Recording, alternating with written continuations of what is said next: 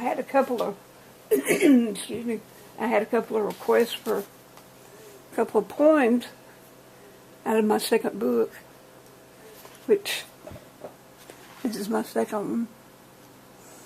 And I promised I would read these two poems real quick. Some of my peeps, so to speak, have been kind of depressed lately. And so, this is out of my chapter called Food for Thought. The first one would be called She Was. Pardon me. And bear with me. I get a little intimidated reading for an audience. There was a sheltered lady who led a sheltered life. Inside her walls, where no one calls, she kept that pain as dry. She had a life outside once, and for many years I heard. She played to win and drank life in, thinking shelter was absurd. Then one day, without a hint, she chose to stay within. Life has pain and life has rain. She no longer wanted to bend. She not only moved inside those walls, but also moved herself inside. No longer wanting to deal, no longer wanting to feel, she sat alone and anyway cried. I guess she forgot the contrast and lost touch with herself in a way, of pleasure as well as pain, of sunshine as well as rain, and that beyond the dark of night comes a new day. She must have forgotten her feelings, the memories that were so fond, of laughter and love, and the stars above, and what might lie beyond. Whatever the reason she chose that made her want to hide, to feel no more, to deal no more, she alone took with her and died.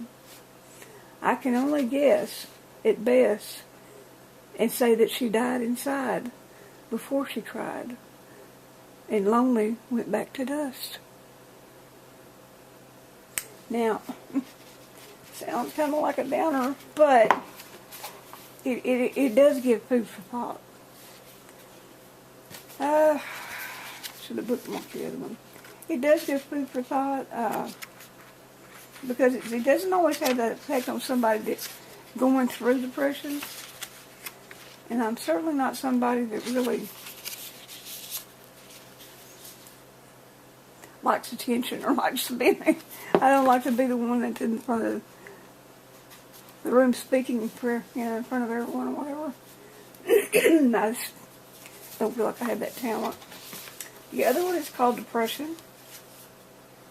Geez, I'm going to find a lighthearted one to close this out with. It's just simply called Depression. It's dark where I am. I feel walls around me. They're cold and they're strong.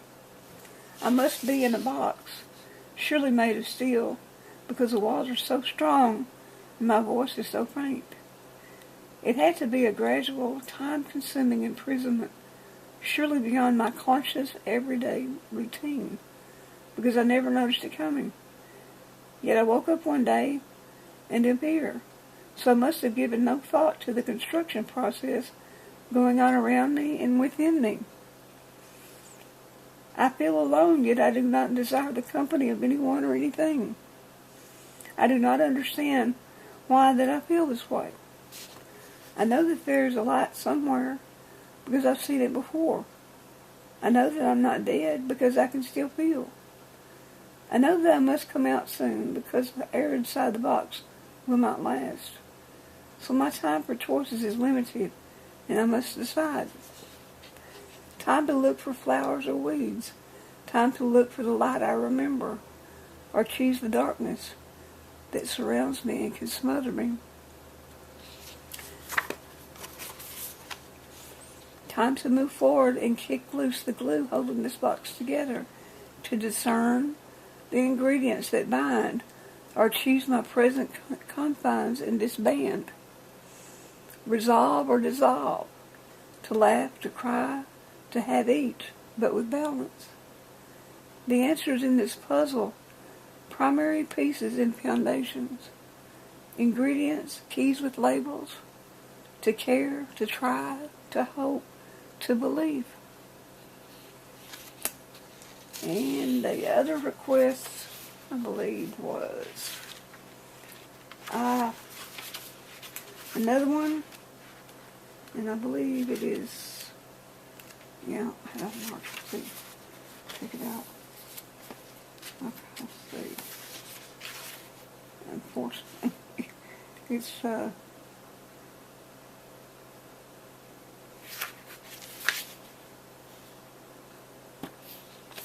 I thought it was in here.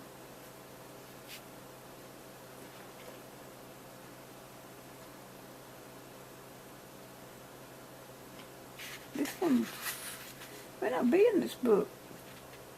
It may be in my first one.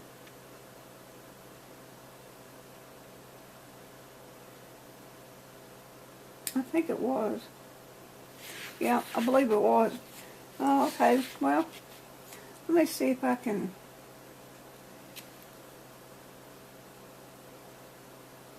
find one that go out on a happy note, positive note.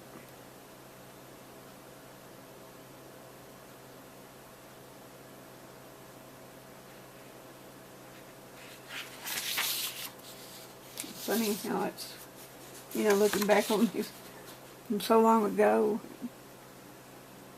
some I remember that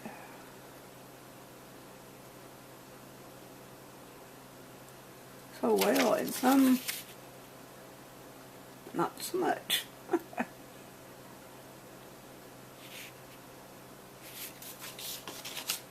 Well, there have to be another video. Let's see.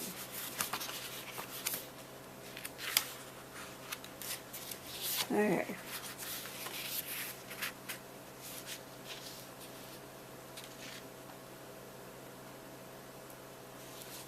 This one's silly, so we'll go out on a silly note until I find the other one that was a request, because I thought I had it in this book. Excuse me, I got a sneezing thing. Well, our weather is so strange, I'm getting a little hoarse.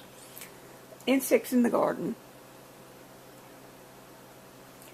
which I hope I could read. Ladybugs are in my garden. The bees have gone to sleep. Fireflies decorate the flowers. A job for the butterfly by day. Crickets chirp their protests aloud. The snails move ever so slow. An occasional locust will hum its tune from the tree over my head. Insects coming and going, a changing of the guard.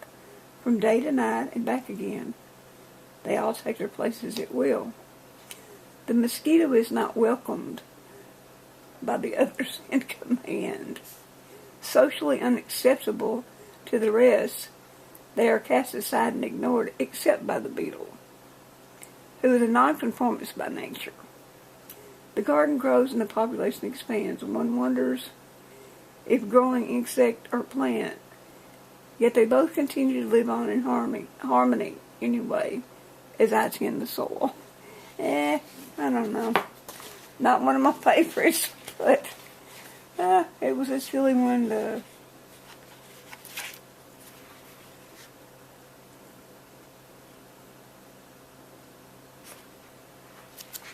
land on, I guess. There's some of these, it's hard to go through now. I should have been prepared. We'll leave it at that.